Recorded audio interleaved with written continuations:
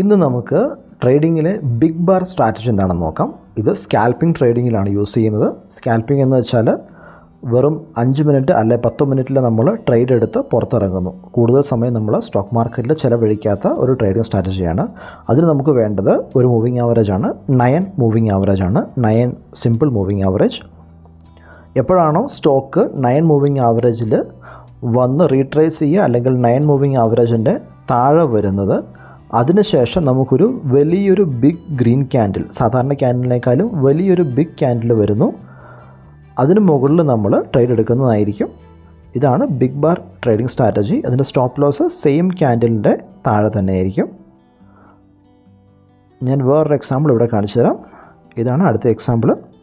ഇവിടെ ഒരു big bar ഉണ്ടായിട്ടുണ്ട്. അതിന് മുകളിൽ നമുക്ക് ട്രേഡ് എടുക്കാം. അതിനുശേഷം ഇങ്ങോട്ട് നോക്കിയാൽ നമുക്ക് മനസ്സിലാവും എത്ര പ്രോഫിറ്റ് കിട്ടിയിട്ടുണ്ടെന്ന്. ഇതിൻ്റെ ഫുൾ വീഡിയോ വേണമെന്നുള്ളവർ യെസ് എന്ന് കമൻറ്റ് ചെയ്യുക. ഞാൻ ലിങ്ക് നിങ്ങളുടെ ഇൻബോക്സിലേക്ക് അയച്ചു തരുന്നതായിരിക്കും. താങ്ക്